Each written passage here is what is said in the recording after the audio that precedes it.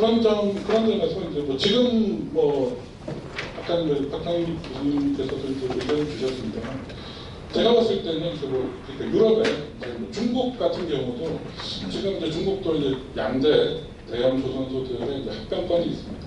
그렇기 때문에 뭐 중국에서는 뭐 승인을 할 거다라고는 예상도 많지만, 제가 봤을 때는 중국도 조건부 승인을 가능성이 많습니다.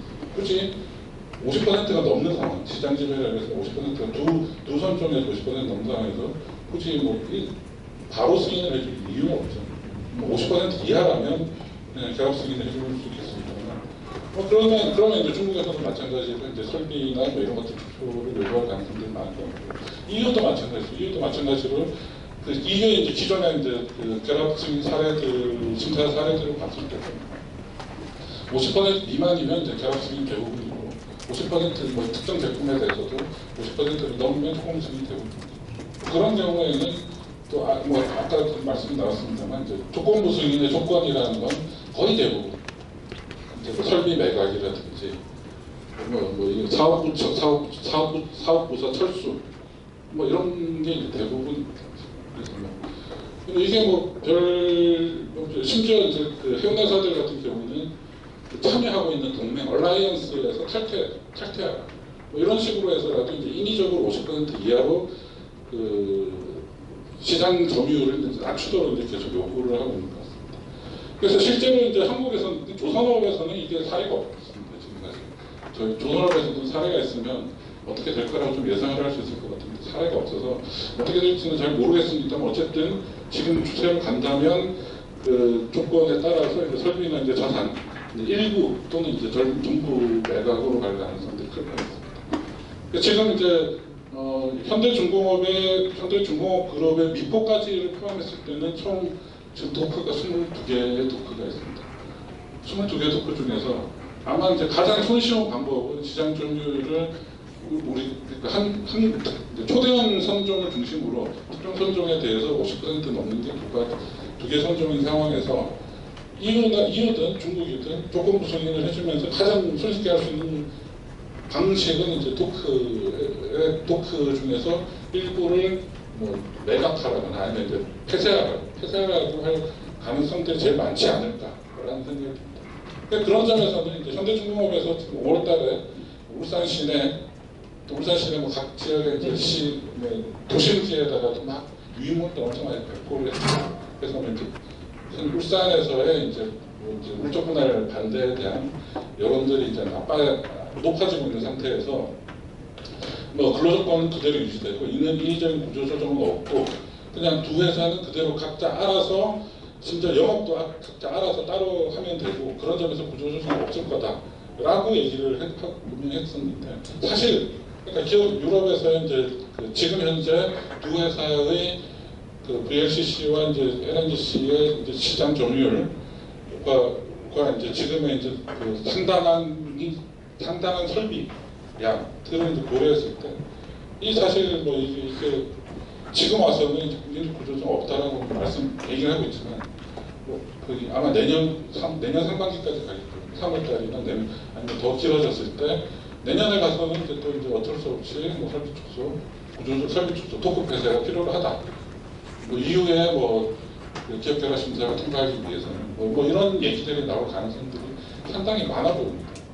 그래서 뭐 그런 점에서 뭐 이거는 그냥 그러니까 이렇게 갈 가능성들이 시나리오이긴 합니다만 이제 제일 높을 것 같아요. 그 중에서도 어느 정도 규모로 할지는 아마 오늘 뭐 박상희 교수님 설명을 듣고 저희도 한번 계산을 해보고 싶습니다. 22개 도크 중에서 과연 몇 개 도크를 줄이라고 명령을 할지, 거기에 따라서 이제 고용 규모가 얼마나 줄어들지 뭐 이런 것도 한번 해보고 싶은 생각이 드는데요. 더 나아가서는 이게 그 기업 결합 심사를 거치면서 이 도크를 줄였을 때, 설비를 줄일 때, 이걸 현대중공업에서 예를 들면 일반적으로 대우조선의 도크들을 줄이거나, 아니면 현중 대우를 가지고 상호의 도크들을 대거 없애버리거나, 뭐 어떻게 할지는 앞으로 지금 상황에서 잘 예측하기 힘든 것 같습니다.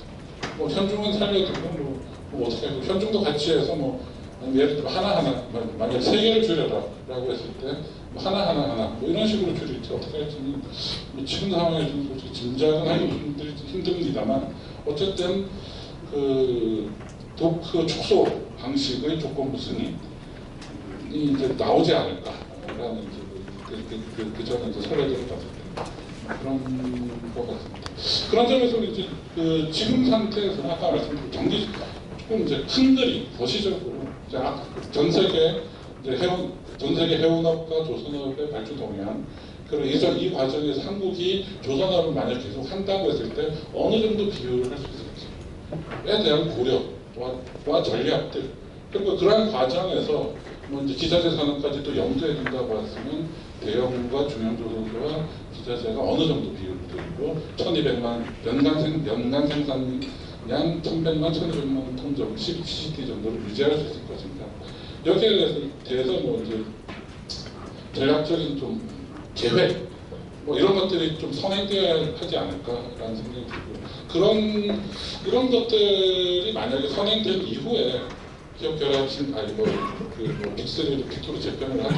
중소기업 중형조선소들 간에 나름대로 뭐 그 새로운 질서들을 갖다 만들어 나가는 것이 필요하지. 지금 상황에서는 너무 성급하게 이성준과 대우 통합 협정을 하는 게 아닌가 이런 생각을 좀 지울 수는 없습니다. 여기까지 하겠습니다. 예. 불승인, 조건부 승인이 될 수 있겠다.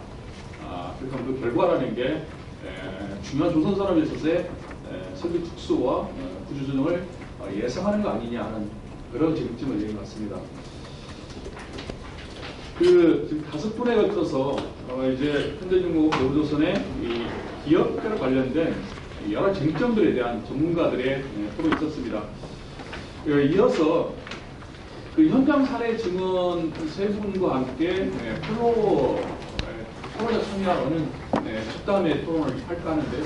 저희가 지금 토론 시간이 1시간 반이 좀 지나서 약간의 피로도가 있기 때문에 한 10분 정도의 휴식자를 바꿔서 재개를 하겠습니다. 몇 가지 사례와 현재 이제 벌어지는 상황들에 대한 간단한 사례 증언을 하도록 하겠습니다.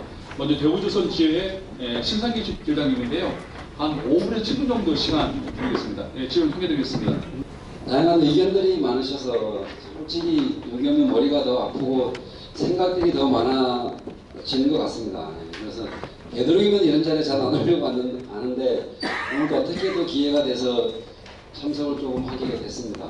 솔직히 현장 말씀을 간단하게 좀 드리면 의견들은 반대로 많이 존재하는 것 같습니다. 이게 된다, 안 된다부터 시작을 해서 근데 지금 한 4월달부터 현장을 쭉 돌아보면 거의 안 된다 하는 쪽으로 방향을 좀 많이 잡고 있어요. 현장 노동자들 생각은.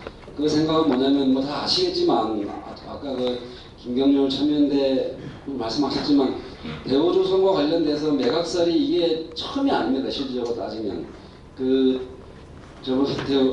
대우조선이 대우중공업이 부도가 나서 분할되고 그때부터 매각설이 쭉 그렇게 나와서 결정적인 계기가 2008년도죠. 그 하나로 매각설이 터지고 나는 다음부터는 정말 이게 안 된다는 가닥 쪽으로 쭉 계속 진행이 되어 왔었습니다. 근데 이제 문재인 정부 들어서 이걸 추진하려고 하는 강한 의구심이 조금 들기는 합니다. 그런데 현장은 솔직히 말씀을 드리면 안 된다는 쪽이 70%, 된다는 쪽이 한 30% 정도가 좀 지배를 좀 하고 있습니다. 1월 30일 날 매각이 발표되고 나선 이거 정말 막말로 좋댔네 이런 식의 생각들은 거의 80% 정도가 있었어요. 근데 이게 매각 투쟁이 단기간에 끝나는 싸움이 아니라 장기간에 끝나는 싸움이다 보니 쭉 요새 언론들이 너무 많이 발달되어 있어서 아마 자기들 나름대로 분석을 좀 하는 것 같은 생각이 조금 듭니다. 그래서 이거와 관련해서 과연 이게 되겠냐?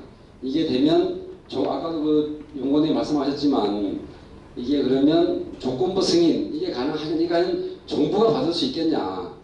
솔직히 조건부 승인이 되면 대우조선 같은 경우에는 독고를 줄여야 되고 물량을 20%가량 줄여야 되는 문제인데 그렇게 되면 대우조선은 블록공장으로 전략하는데 과연 이 정부가 이 대한민국 정부가 이걸 받을 수 있겠느냐라는 나름대로 판단을 좀 하고 계시는 것 같습니다. 그런데 저도 조금 놀랬던 부분이 뭐냐면 그 공정거래위원회 김상조 공정거래 김상조 공정거래위원장은 만나지는 못했지만 기업결합 심사를 담당하는 과장을 저희가 한번 면담을 조금 한 기억이 있습니다. 그 기억을 좀 되돌려 보면 명확하게 설명을 하지는 못해요. 어떤 근거와 판단해서 이 공정위는 이걸 승인해 주려고 하느냐.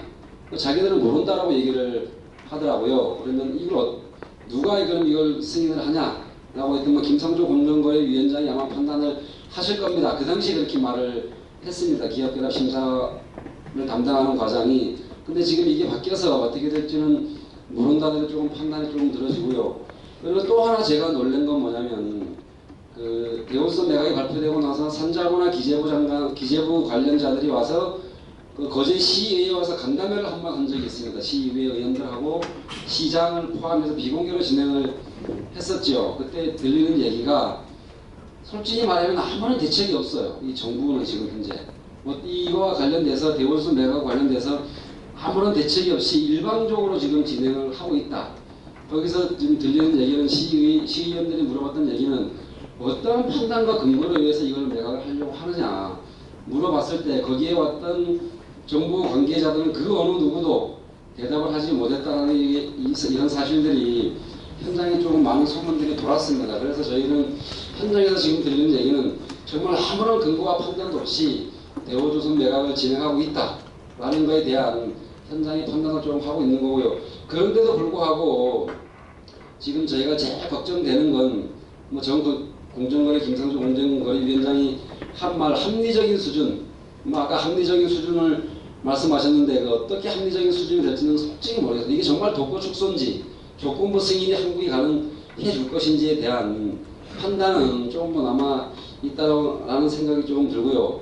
그래서 제가 아까 머리가 좀 아팠던 게 뭐냐면 과연 조건부 승인을 하게 되면 아까 그 말씀하셨듯이 HHR 그러니까 뭐 그거 관련돼서 이게 그럼 피해갈 수 있는 조건이 되는지도 솔직히 저는 모르겠습니다. 그래서 이거와 관련된 것들은 이후 나중에 질문을 조금 더 한번 드려볼 생각인데 오늘 조금 더 나중에 질문을 드려서 해설을 좀 했으면 좋겠다라는 생각이 조금 들거든요. 그래서 간단하게 여기서 좀 마치도록 하겠습니다. 네.